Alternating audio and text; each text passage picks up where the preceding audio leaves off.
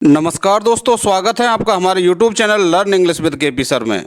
दोस्तों, आज की वीडियो में हम ग्रामर का एक नया टॉपिक लेकर के उपस्थित हैं जिसका नाम है वॉइस। और ये जो वॉइस है वो दो प्रकार की होती है, एक्टिव वॉइस और पैसिव वॉइस। जैसे आप यहाँ पर दो उदाहरण देख सकते हैं।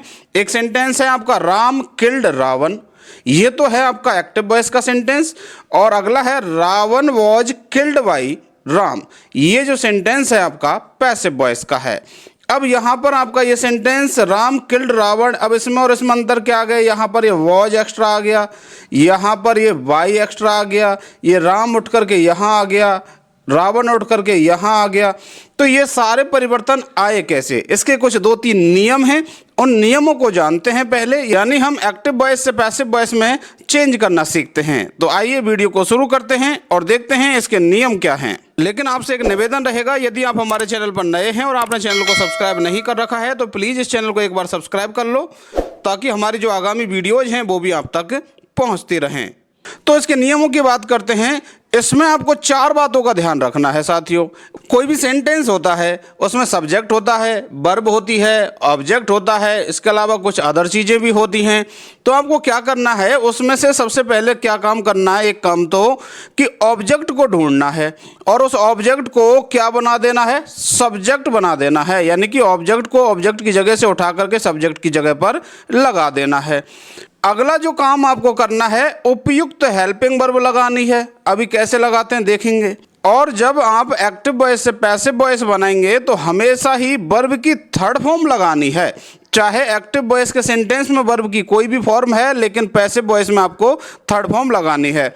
और उसके बाद चौथा काम आपको क्या करना है, उपयुक्त प्रीपोजिशन लगाकर सब्जेक्ट को ऑब्जेक्ट बना देना है। तो ये चार काम करने हैं। अब इन कामों को करते कैसे हैं वो भी देख लेते हैं। पहली बात तो साथियों, यहाँ पर आपके सामने एक समस्या आ सकती है कि आप ऑब्जेक्ट को पहचानेंगे कैसे, क्योंकि पहला काम तो आपको वही करना है ना, ऑब्जेक्ट को सब्जेक्ट बनाना है। तो वर्ब से, यानी जो वर्ब होती है सेंटेंस की, उससे क्या या किसे या किसको, किसे लगा लो या किसको, और फिर या क्या लगा लो। ये लगा करके प्रश्न किया जाए तो उत्तर में जो शब्द आता है वो क्या होता है, आपका ऑब्जेक्ट होता है। जैसे यहाँ पर मैंने दो सेंटेंस लिख रखे हैं, he was selling mangoes in the market. अब इसमें से ऑब्जेक्ट कौन सा है इस सेंटेंस में से, तो यहाँ पर वर्ब है सेलिंग, वॉज सेलिंग, यानी बेच रहा था। अब इसके सामने हम यहाँ क्या शब्द लगा दें कि क्या बेच रहा था, तो उत्तर में क्या आया, मैंगोज। तो ये क्या हो गया, ऑब्जेक्ट हो गया। निर्जीव चीज होंगी जब तो क्या के उत्तर में आएंगी, और जो आपके प्रोनाउन वगैरह हैं या फिर नाउन हैं आपके, वो किसे या किसको के उत्तर में आएंगे। अगला सेंटेंस देखिए आप, teacher did not teach us in the last period. अब इतना लंबा सेंटेंस है, इसमें भी हमारा ऑब्जेक्ट क्या है, तो वो कैसे पहचानेंगे। यहाँ पर ये वर्ब है टीच, यानी कि पढ़ाना। डिड नॉट टीच मतलब नहीं पढ़ाया, तो किसको नहीं पढ़ाया, अस, यानी हमको नहीं पढ़ाया। तो यहाँ पर अस क्या है, आपका ऑब्जेक्ट है। साथियों, यहाँ पर मैं आपको एक्टिव वॉइस से पैसिव वॉइस का कॉन्सेप्ट पढ़ा रहा हूँ। जाहिर सी बात है, पूरा कॉन्सेप्ट क्लियर करवाऊंगा तो इसमें थोड़ा समय अवश्य लगेगा, इसलिए वीडियो में आप अंत तक अवश्य बने रहिएगा। और अगली बात आपको क्या ध्यान रखनी है, जब आप सब्जेक्ट को ऑब्जेक्ट बनाएं या फिर ऑब्जेक्ट को सब्जेक्ट बनाएं, तो यदि सब्जेक्ट में आपका ही है और उसको आप ऑब्जेक्ट बना रहे हैं तो उसकी जगह पर क्या लिखना है, हिम लिखना है। यानी कि ये लाइन वाले ये शब्द हैं, ये वाले, ये तो हमेशा ऑब्जेक्ट की जगह पर लगते हैं, और ये वाली लाइन के जो शब्द हैं हमेशा ही सब्जेक्ट की जगह पर लगते हैं। यानी मान लो सब्जेक्ट के रूप में सी है और उसको आपको जब ऑब्जेक्ट बनाना है तो क्या बनेगा, वो हर बनेगा। ऐसे इट का इट ही बनता है, दे का क्या बनता है, देम बनता है, आई का मी बनता है, और बी का अस और यू का यू ही बनता है। या फिर ऑब्जेक्ट की जगह पर है, मान लीजिए मी है, तो मी को जब आप सब्जेक्ट बनाओगे तो उसकी जगह पर आपको क्या लिखना पड़ेगा, आई। ऐसे ही हर को सब्जेक्ट बनाओगे तो क्या लिखना पड़ेगा, सी, हिम को ही। तो इस तरीके से आपको ध्यान रखना है। अभी हम सेंटेंसेज में देखेंगे। अगली बात जो हमने की, उपयुक्त हेल्पिंग वर्ब। ये उपयुक्त हेल्पिंग वर्ब कहाँ से आती है, जैसे अभी हमने वो पिछला सेंटेंस देखा, राम किल्ड रावण, उसमें क्या आ गई थी, वॉज आ गई थी, तो वो कहाँ से आई। इसके लिए आपको ध्यान रखना है, यदि आपका सेंटेंस प्रेजेंट इंडेफिनिट टेंस में है या प्रेजेंट कंटिन्यूअस टेंस में है, तो उपयुक्त हेल्पिंग वर्ब यानी कि हेल्पिंग वर्ब वहां पर आपको कौन सी लगा देनी है, इज, एम, आर में से एक लगा देनी है। यानी आपका नया सब्जेक्ट आई आए तो एम लगा देना, और नया सब्जेक्ट यदि आपका सिंगुलर आए तो इज लगा देना, और नया सब्जेक्ट आपका प्लूरल आए तो आर लगा देना। और यदि आपका सेंटेंस प्रेजेंट परफेक्ट का है तो हैज, हैव तो उसमें पहले से ही मिलेंगे, क्या बढ़ा देना, केवल बीन बढ़ा देना। और यदि पास्ट इंडेफिनिट या पास्ट कंटिन्यूअस का है तो हेल्पिंग वर्ब क्या लगती हैं, वॉज या वर लगती हैं। वही बात यदि सिंगुलर है तो वॉज और प्लूरल है तो वर, ऐसे ही सिंगुलर है तो हैज और प्लूरल है तो हैव। और यदि पास्ट परफेक्ट है तो उसमें हैड तो पहले से मिलेगा और बीन और बढ़ा देना आप केवल। फ्यूचर का इंडेफिनिट है तो बिल सेल तो उसमें पहले से ही मिलेंगे, एक बी और बढ़ा देना। ऐसे फ्यूचर का परफेक्ट है तो उसमें बिल या सेल प्लस हैव तो पहले से ही मिलेगा और उसमें क्या बढ़ जाएगा, बीन और बढ़ जाएगा। कहने का मतलब यह है प्रेजेंट का इंडेफिनिट या कंटिन्यूअस है तो इज, एम, आर, पास्ट का इंडेफिनिट या कंटिन्यूअस है तो वॉज, वर। और यदि कोई सा भी परफेक्ट है तो उसमें केवल बीन बढ़ जाएगा, और फ्यूचर का इंडेफिनिट है तो उसमें क्या बढ़ जाएगा, बी बढ़ जाएगा बस। या फिर आप इसको ऐसे समझ सकते हैं कि यदि सेंटेंस में आपके वर्ब की फर्स्ट फॉर्म दे रखी है या उसमें एस या एस लगा हुआ है, या फिर डू डज प्लस वर्ब की फर्स्ट फॉर्म दे रखी है, इसके अलावा is, am, are plus verb की फर्स्ट फॉर्म में आईएनजी दे रखी है, तो आपको उपयुक्त हेल्पिंग वर्ब कौन सी लगानी है, इज, एम, आर में से एक लगानी है। और यदि आपका सेंटेंस में वर्ब की सेकंड फॉर्म दे रखी है या डिड प्लस वर्ब की फर्स्ट फॉर्म दे रखी है, या फिर वॉज वर्ब प्लस वर्ब की फर्स्ट फॉर्म में आईएनजी दे रखा है, तो क्या लगाना है, वॉज या वर लगाना है। और सभी परफेक्ट में तो आपको क्या बढ़ा देना है, केवल बीन बढ़ा देना है, और जो फ्यूचर का इंडेफिनिट है उसमें आपको बी बढ़ा देना है। बाकी के जो टेंस बचे हैं साथियों आपके 4, जिसमें से 3 तो आपके परफेक्ट कंटिन्यूअस और एक आपका फ्यूचर का कंटिन्यूअस, इनका पैसिव वॉइस नहीं बनता है। अब प्रीपोजिशन की बात करें, उपयुक्त प्रीपोजिशन कैसे लगाते हैं। सामान्यतया तो जनरली तो हम क्या लगाते हैं, बाई लगाते हैं, बी बाई। ज्यादातर केस में हम बाई लगाते हैं। लेकिन यदि आपकी वर्ब कौन सी हो, नॉन या ऑब्लाइज्ड, ये अगर 2 वर्ब में से कोई हो तो वहां आपको बाई नहीं लगाना बल्कि क्या लगाना है, टू लगाना है। पिछली बार महात्मा गांधी के एग्जाम में पूछ लिया गया था ये क्वेश्चन, वहां पर बाई नहीं लगानी थी, क्या लगाना था, टू लगाना था। फिल्ड या डेकोरेटेड वर्ब है तो आपको क्या लगाना है, विथ लगाना है। और यदि सरप्राइज्ड, शॉक्ड, अलार्म, एस्टोनिश्ड है तो एट लगाना है। कंटेन्ड, हेल्ड, अकोमोडेटेड और कंसिस्टेड, इन वर्ब में से कोई वर्ब है तो आपको क्या लगाना है, इन लगाना है। अब देखते हैं कुछ उदाहरण। देखिए इसमें आपको करना कुछ नहीं है, क्या काम करना है, कैंची चलानी है। कैंची कैसे होती है, ऐसे शेप होती है उसकी, तो यही काम करना है। अब आपको सब्जेक्ट और ऑब्जेक्ट पहचान लेने हैं। पहले तो जैसे पहला सेंटेंस है, काउ गिव्स मिल्क। अब इसमें काउ तो हो गया आपका सब्जेक्ट, और गिव ये हो गई वर्ब, और ये हो गया आपका मिल्क ऑब्जेक्ट। वैसे भी हम वैसे पहचान कर देख लेते हैं, देती है, क्या देती है, दूध देती है, तो ऑब्जेक्ट हो गया, क्या लगा करके प्रश्न कर लिया। तो इसको हमको क्या करना है, सब्जेक्ट बना देना है, यानी कि इधर ले आना है, ऐसे कैंची चलानी है आपको। तो ये मिल्क को इधर ले आए साहब, हम यहाँ आ गया। अब उसके बाद बात आई उपयुक्त हेल्पिंग वर्ब की। अब हमने यहाँ पर देखा गिव्स है, यानी कि वर्ब की फर्स्ट फॉर्म है, उसमें ऐसे या एस लगा हुआ है, तो मतलब प्रेजेंट इंडेफिनिट टेंस की है। तो प्रेजेंट इंडेफिनिट टेंस में अभी मैंने आपको बताया इज, एम, आर लगाते हैं। अब मिल्क आपका अनकाउंटेबल है यानी कि सिंगुलर है, इसलिए हमने क्या लगा दिया, इज। और गिव की थर्ड फॉर्म लगानी है तो क्या हो गया, गिवन। और उसके बाद हमने क्या कहा, जनरली हम क्या लगाते हैं, बाई लगाते हैं, और उसके बाद जो सब्जेक्ट है उसको हम ऑब्जेक्ट बना करके लिख देते हैं। तो हमने लिख दिया यहाँ पर, ये सब्जेक्ट था काओ, इसको यहाँ पर लिख दिया, तो क्या बन गया, मिल्क इज गिवन बाई काओ। अगला सेंटेंस है, he is doing an urgent work. अब पहले तो ऑब्जेक्ट देख लेते हैं, ऑब्जेक्ट क्या है, इज डूइंग यानी कि कर रही है, क्या कर रही है, एन अर्जेंट वर्क, यानी कि एक जरूरी काम कर रही है। तो ऑब्जेक्ट क्या हो गया, एन अर्जेंट वर्क हो गया। तो हम इसको सबसे पहले तो क्या बना देंगे, यहाँ सब्जेक्ट बना दिया। उसके बाद बात आई हेल्पिंग वर्ब की, चूंकि प्रेजेंट कंटिन्यूअस है इसलिए हेल्पिंग वर्ब क्या आ गई, इज आ गई। और अब देखिए साथियों, एक चीज का और ध्यान रखना है जो मैं पिछली स्लाइड में नहीं बता पाया, कोई सा भी कंटिन्यूअस टेंस हो, आपको क्या करना है, आप वर्ब की तो थर्ड फॉर्म बनाओगे, लेकिन उसमें क्या लगा मिलेगा आपको, आईएनजी। तो उस आईएनजी को भी तो कहीं लगाना है ना। तो उस आईएनजी को लगाने के लिए हमको क्या करना है, उस हेल्पिंग वर्ब के बाद में बीइंग लगा देना है, BEING। और उसके बाद वर्ब की थर्ड फॉर्म ये आ गई साहब, डू वर्ब थी तो थर्ड फॉर्म क्या हो गई, डन। और उसके बाद प्रीपोजिशन लगाया बाई, और उसके बाद सब्जेक्ट को ऑब्जेक्ट बनाया। देखो ही था यहाँ पर सब्जेक्ट, और इसको हमने जब ऑब्जेक्ट बनाया तो क्या बन गया, हिम बन गया। हम यहाँ ही का ही नहीं लिख सकते, गलत हो जाएगा। ही का क्या लिखना है, हिम लिखना है। अगला सेंटेंस देखिए आप, सी बॉट ए वाइट कार। पहले ऑब्जेक्ट पहचान लो, उसने खरीदा, क्या खरीदा, वाइट कार यानी कि सफेद रंग की कार। तो ये हो गया आपका ऑब्जेक्ट। इसको हम बना लेंगे सब्जेक्ट, यहाँ पर सब्जेक्ट की जगह पर रख दिया।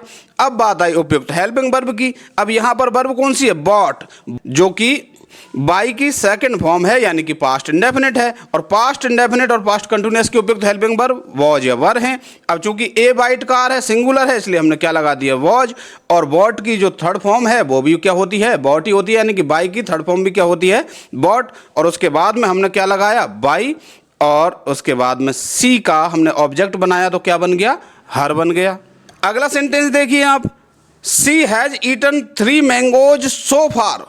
अब इसमें पहले तो आप क्या पहचान लो, ऑब्जेक्ट। सी हैज ईटन खा चुकी है, क्या खा चुकी है, 3 मैंगोज यानी कि 3 आम खा चुकी है। तो ये हो गया ऑब्जेक्ट।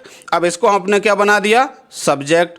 अब बात आई उपयुक्त हेल्पिंग वर्ब की। अब जितने भी परफेक्ट टेंस है उन सब में क्या बढ़ता है, केवल बीन बढ़ता है। तो यहाँ पर हेल्पिंग वर्ब क्या दे रखी है, हैज। अब चूंकि ये हैज तो आया था सी के हिसाब से, लेकिन अब हमारा नया सब्जेक्ट क्या आ गया है, 3 मैंगोज, 3 आम। ये क्या है, प्लूरल है, ये तो सिंगुलर था इसलिए हैज। और लेकिन अब यहाँ पर 3 आम की बात हो रही है, प्लूरल है, इसलिए हैज ना लग करके क्या लगेगा, अब यहाँ हैव लगेगा। और इसमें क्या बढ़ा देना है, बीन।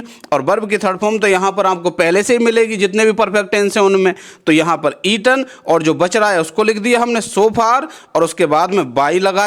और उसके बाद में ये हमने जो सी था इसको क्या बना दिया, ऑब्जेक्ट बना दिया। क्या बन गया, हर।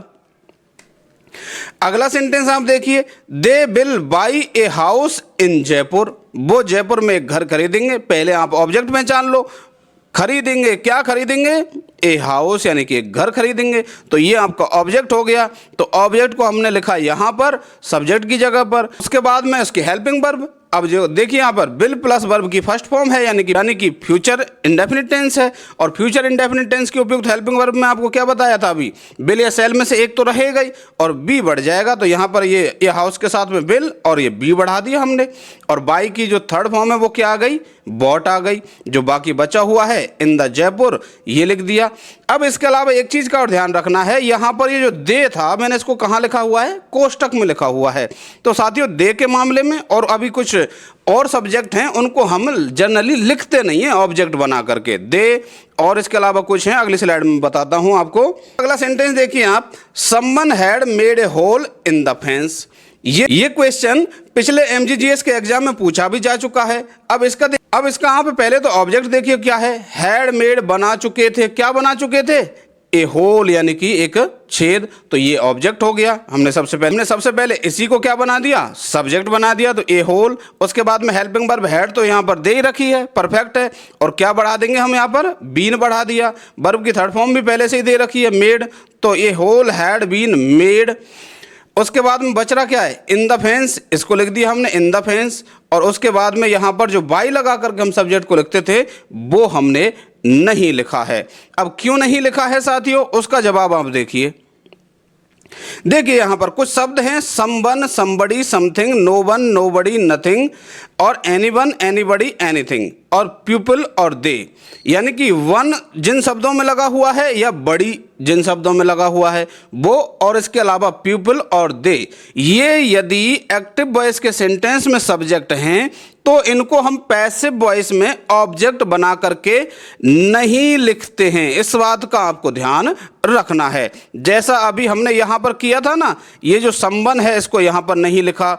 इसके अलावा आपने देखा यहाँ पर दे को हमने यहाँ पर नहीं लिखा, मैंने आपको कोष्टक में शो कर दिया था। और ये संबंध को तो हमने बिल्कुल लिखा ही नहीं है। तो अगले उदाहरण देखिए आप, he was teaching me English. साथियों ऐसा भी हो सकता है आपके सामने ऐसा कोई सेंटेंस आ जाए जिसमें 2 ऑब्जेक्ट हों, तो आप उस समय क्या करेंगे। अब देखिए इसमें 2 ऑब्जेक्ट हैं या नहीं। ही वॉज टीचिंग, वह पढ़ा रहा था। पहले तो देख लीजिए क्या पढ़ा रहा था, तो उत्तर क्या आएगा, इंग्लिश। तो एक ऑब्जेक्ट तो ये हो गया। और अगला एक जो दूसरी बात और है ना, किसको या किसे, तो वो भी पूछ के देख लेते हैं। वॉज टीचिंग, पढ़ा रहा था, किसे पढ़ा रहा था या किसको पढ़ा रहा था, तो मी, मुझको पढ़ा रहा था। तो दोनों ही क्या हैं, ये ऑब्जेक्ट हैं। और जब ऐसी सिचुएशन में दो ऑब्जेक्ट हों तो आप किसी भी ऑब्जेक्ट से पैसिव वॉइस बना सकते हैं। कि यहाँ पर यदि हम मी से बनाते हैं तो यहाँ पर मी तो ऑब्जेक्ट है, तो हमने इसको सब्जेक्ट बनाया तो क्या बन जाएगा, आई बन जाएगा। पिछली स्लाइड में मैं आपको बता ही चुका हूँ। उसके बाद में हेल्पिंग वर्ब की बात आई, वॉज लगाया, ये आ गया साहब यहाँ से। और उसके बाद में आईएनजी को हटाने के लिए हमने क्या लगाया, बीइंग लगाया। टीच की थर्ड फॉर्म क्या लगा दी हमने, टॉट लगा दी। उसके बाद में क्या बच रहा है, इंग्लिश बच रहा है, इंग्लिश लिख दिया। उसके बाद में हमने बाई लगाया और जो ही था इसको ऑब्जेक्ट बनाया, क्या बन गया, हिम बन गया। या फिर आप इसके जो दूसरा ऑब्जेक्ट है उससे अगर आप बनाना चाह रहे हैं जैसे इंग्लिश से, तो आपने सबसे पहले लिखा इंग्लिश को, यानी कि इंग्लिश ऑब्जेक्ट था उसको सब्जेक्ट बना दिया। उसके बाद में वही हेल्पिंग वर्ब वॉज और बीइंग आईएनजी हटाने के लिए लगा दिया। और टीच वर्ब की थर्ड फॉर्म क्या आ गई, टॉट। और उसके बाद में ये आपका जो मी था इसको लिख दिया और बाई हिम लगा दिया। अब लेकिन साथियों इसमें आपको ध्यान रखना है, जब आपके सेंटेंस में दो ऑब्जेक्ट दे रखे हों, निर्जीव वाले ऑब्जेक्ट से यदि पैसिव वॉइस बना रहे हैं तो जो सजीव वाला है जैसे यहाँ पर मी, तो उसके पहले आपको क्या लगा देना है, टू लगा देना है। इसका ध्यान रख लेना आप, यानी टू लगेगा, इसको भूल मत जाना आप। अगला सेंटेंस देखिए आप, फ्लावर्स डेकोरेटेड द स्टेज। अब यहाँ पर पहले ऑब्जेक्ट देख लो आप, ऑब्जेक्ट कौन सा है, तो फ्लावर्स डेकोरेटेड, यानी कि फूलों ने सजा दिया। सजा दिया, क्या सजा दिया, स्टेज सजा दिया साहब। तो ये हो गया आपका ऑब्जेक्ट। अब ले आओ इसको सब्जेक्ट की जगह पर, ले आए साहब, द स्टेज। उसके बाद में अब यहाँ पर हेल्पिंग वर्ब कहाँ से लाए हम, देखा हमने डेकोरेटेड यानी कि वर्ब की सेकंड फॉर्म है। अब सेकंड फॉर्म है यानी कि पास्ट इंडेफिनिट, और पास्ट इंडेफिनिट की हेल्पिंग वर्ब वही वॉज, और वर्ब की थर्ड फॉर्म डेकोरेटेड। ये डेकोरेट की थर्ड फॉर्म भी क्या होती है, डेकोरेटेड ही होती है। अब उसके बाद अभी तक तो हम क्या लगा रहे थे, बाई लगा रहे थे, और उसके बाद में हम सब्जेक्ट को ऑब्जेक्ट बना करके लिख रहे थे। लेकिन आपको ध्यान रखना है, अभी मैंने आपको कुछ वर्ब बताई जैसे कि फिल्ड और डेकोरेटेड, इन दोनों वर्ब में क्या लगाना है, विथ लगाना है। ये जो बाई है ये नहीं लगाना है। और उसके बाद जो आपका सब्जेक्ट था उसको ऑब्जेक्ट बना करके आपने लिख दिया। ऐसे अगला क्वेश्चन आप देखिए, सी नोज मी, वह मुझे जानती है। ऑब्जेक्ट देख लो, ऑब्जेक्ट कौन है, नो जानती है, किसको जानती है, मी, यानी कि मुझे जानती है। अब इसका पैसिव वॉइस बनाएंगे तो मी का हमने सब्जेक्ट बनाया तो क्या बन गया, आई बन गया। कौन सा टेंस है, प्रेजेंट इंडेफिनिट है, चूंकि वर्ब की फर्स्ट फॉर्म में एस लगा हुआ है यानी प्रेजेंट इंडेफिनिट। और उसकी उपयुक्त हेल्पिंग वर्ब एम की उपयुक्त हेल्पिंग वर्ब कौन कौन सी है, एज एम आर, और आई के साथ में कौन सी लगती है, एज एम आर में से एम लगती है तो एम लगा दिया। उसके बाद में नो वर्ब की थर्ड फॉर्म क्या लगाई, नॉन लगा दी। और उसके बाद में हमने यहाँ पर जो बाई लगाते थे उसकी जगह पर देखिए हमने क्या लगाया है, टू लगाया है, ना कि बाई। और उसके बाद सी को हमने ऑब्जेक्ट बना करके लिखा तो क्या बन गया, हर बन गया। क्वेश्चन है वह भी पिछली बार महात्मा गांधी इंग्लिश मीडियम के एग्जाम में पूछा जा चुका है, और उसका राइट आंसर क्या बनेगा, I am known to her. तो साथियों इस तरीके से आपको इतनी सी बातें आपको ध्यान रखनी है और आपका क्या बन जाएगा, पैसिव वॉइस। अभी हमने इस वीडियो में केवल असर्टिव सेंटेंसेज के पैसिव वॉइस बनाना सीखा है। यहाँ से आगे हम सीखेंगे इंटेरोगेटिव सेंटेंसेज का पैसिव वॉइस बनाना, इसके अलावा इंपरेटिव सेंटेंसेज का पैसिव वॉइस बनाना, मॉडल वाले वाक्यों का पैसिव वॉइस बनाना। उन सबको हम सीखेंगे अगली वीडियो में। और केवल 10 मिनट का काम बचा है साथियों, इसको एक बार ढंग से देख लीजिए। बाकी के बचे हुए सेंटेंसेज हैं उनका पैसिव वॉइस बनाने का काम केवल 10 मिनट का बचा हुआ है, उसे हम अगली वीडियो में सीख लेंगे। आशा करता हूँ दोस्तों ये जो वीडियो है वह आपके लिए हेल्पफुल रहेगा। और यदि आपको ये वीडियो अच्छा लगा है तो आप इस वीडियो को लाइक कीजिए, अपने अन्य साथियों तक शेयर कीजिए। और एक निवेदन है, यदि आप हमारे चैनल पर नए हैं और चैनल को आपने सब्सक्राइब नहीं कर रखा है तो प्लीज़ इस चैनल को सब्सक्राइब कर लो, ताकि जो हमारी आगामी वीडियोज़ हैं वो आप तक समय पर पहुंचते रहें। मिलते हैं अगली वीडियो में। वीडियो को अंत तक देखने के लिए धन्यवाद।